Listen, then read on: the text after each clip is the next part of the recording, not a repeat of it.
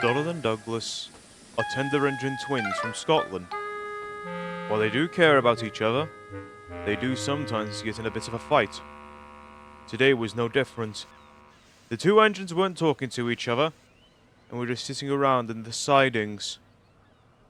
Meanwhile, on the other side of the yards, James and Percy were conversating. Ah, what's up with those two? James asked. Well, you know, I don't really know.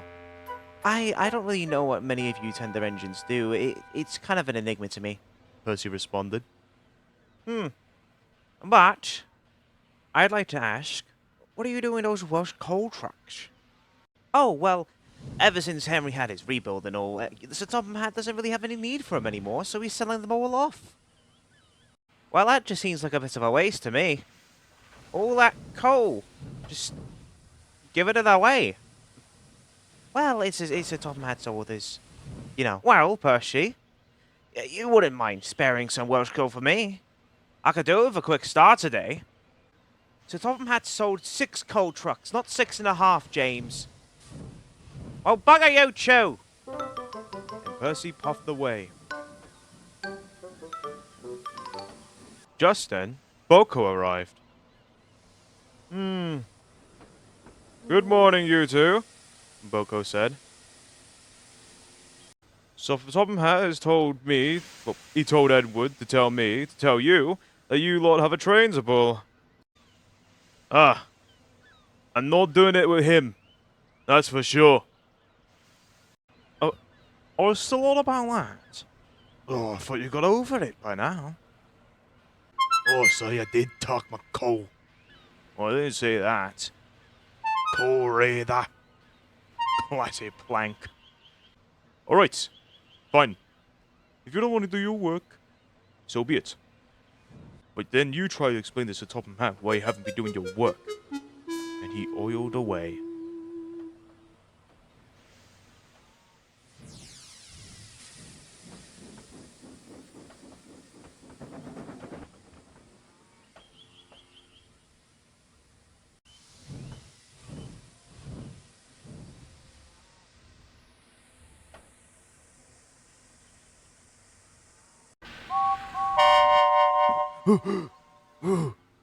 Oh, goodness me.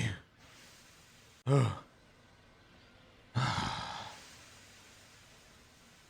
do you want, James? Okay, so like, I heard from Percy. He has What is it this time? a special coal that Henry used to use. I don't know why I put up with this. There's like 6 Why do I trucks even invite him to the and he's meetings? gonna get rid of it. And I'm like, He doesn't even bring anything to the table. Okay, anyway, James. Just one question. What would a big, splendid engine like me need with special coal? I just think about it. If the Welsh coal got Henry working all perfectly fine, imagine what I could do for you. You'd be like a super engine with that coal.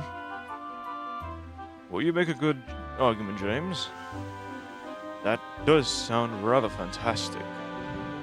No, I have one more question.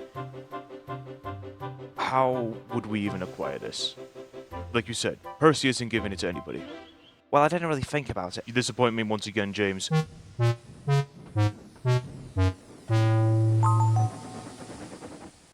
How do I get my hands on that coal? And James would continue to ponder about this for hours on end. Meanwhile, Donald and Douglas were taking their train, though neither of them were happy about it.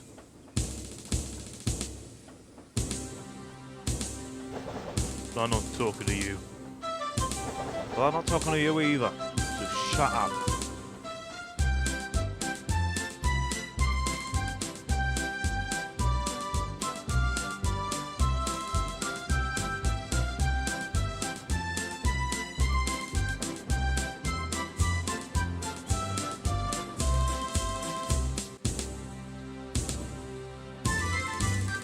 Eventually, the two had to stop at Tidmouth, and Emily pulled up beside Douglas. Douglas, whatever's the matter with you? It's nothing, Emily. Just Donald not deciding to fill up on water back at either station. You steal coal but not water, yeah? Donald just chose not to say anything. What's this about stolen coal? Donald thinks he can take from our bunker. Nee asking. My tender fell light this morning. Yeah, but... Oh, so that's what you're mad about? Oh, that is silly. Just leave me out of this. Or else that coal won't be the only thing missing from your tender, Douglas. She huffed away angrily. Oh, what's wrong, Douglas? Did the mean old lady scare yous? He teased. No, she didn't know. Oh, scary, scary. shut your you're mouth, the Donald. scary engine. You shut. Scary woman. Shut you up. Scared. Shut up, Shut up. Lose it. Meanwhile, back at Knapford, Percy was being harassed by James for the special Welsh coal again. But he wasn't budging. Percy, lad, come on. It's not like anyone's actually going to buy that stuff. It's just going to go... Before you say it, coal doesn't go off, James. Besides, you're not supposed to have it. It's for any buyers, and you're not buying any of it. And he huffed away quickly. But unfortunately, James was many things, and stubborn was one of them. So he went up the Farquhar station to find any clues.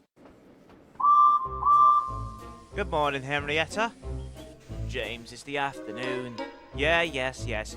Anyways, you know Percy, right? If he was to hide something, particularly something he shouldn't have, where would he put it? Henrietta yawned. Now, James, if you want it, Percy probably has a reason for hiding it. Pah! It's just a bunch of coal. Just give me an idea where it should be. Alright now, James. If Percy was to hide something as simple as coal, he'd probably just put it somewhere in plain sight. James thought for a second, and then another, until... Oh! That's it!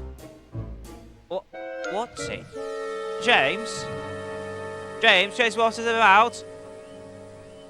Oh, dear.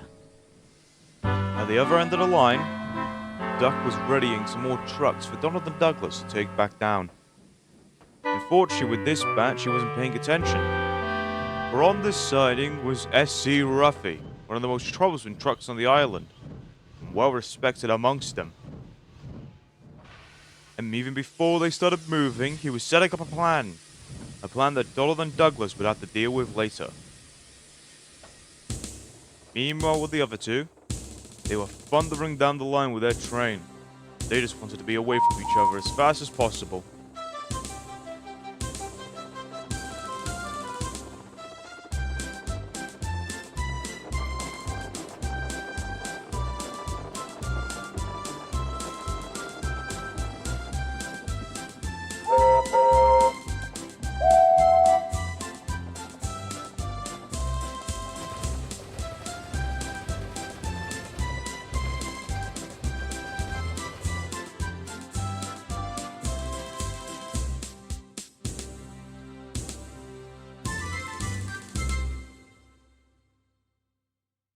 Well, all's good to go, Donald. I'll be seeing you later. But Donald didn't reply. He was too busy thinking about Douglas and how he just wanted to leave him behind. Douglas, if you don't mind me asking, What's going on between you twos? I kind of been working with him for a bit. He's doing my smoke boxing, he is. Ever since he stole my coal this morning, he's been nothing but trouble. I beg pardon, but I think he's leaving. You what? Ah, let him leave. I've had enough of him. But Duck noticed something at the back of the train. What? Oh dear, he's got Scruffy! Duck had learned all about Scruffy over the past few days and knew he was nothing but trouble. He's not supposed to be on this train, let alone any train. He'll run Donald off the rails. If he wants to stir up trouble with Donald, I ain't no letting him, Douglas exclaimed as he quickly took after him. Oh, be careful. Oh, when the Fat Controller hears about this, I'm gonna be in so much trouble.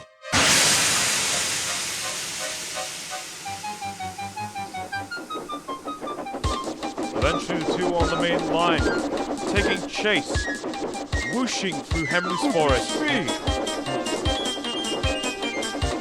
Donald, You got something on your train you shouldn't have. Oh, you're calling me a train thief now? Oh, Donald, you told me, idiot. And Douglas had to watch helplessly as his brother pulled up ahead. Goodbye, Douglas. Oh, no, screamed the trucks. With a mighty jolt, they shook Donald's driver and fireman off the footplate. Now he really was a runaway. But when Scruffy felt the brake van trying to stop him, with a mighty shove, he uncoupled from it, leaving it to roll on its own.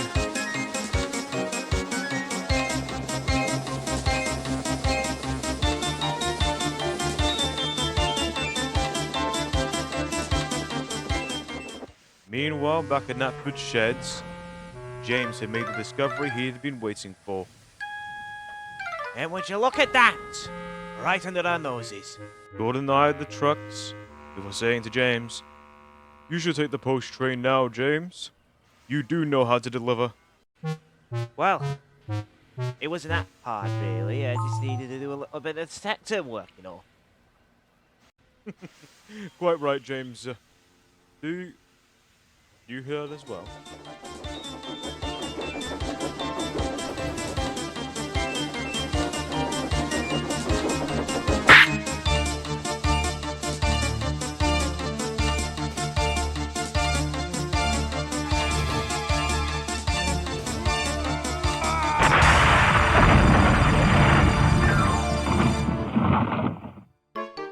There never seems to be a quiet day on this little island.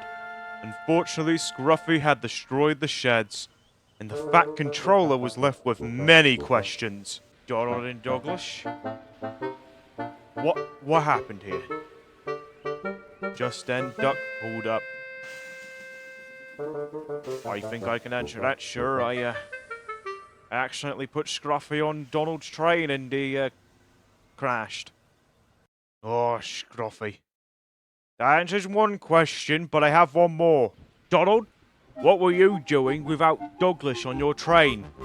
Douglas looked at his buffers. Well, sir, He kept saying I stole his Corsa and I didn't want to deal with it anymore, so I left them behind. But Sir Topham Hatt just laughed. It's just because he had the Welsh coal in it, of course. We are collecting all the Welsh coal and selling it all off, and Douglas actually got some of it in his tender. I guess this is all just a big misunderstanding. But the twins just looked at each other embarrassed. Well, beg pardon, sir, Duck began. But what about the sheds? Sir Topham Hatt eyed the rubble that used to be the sheds. The bricks were coming loose anyway, and the wood was rotting. It's a miracle that they even stuck together this long. I guess Scruffy did help us there. We'll rebuild the sheds bigger and better than ever. They'll hold more engines and be much more comfortable during the rain and the night.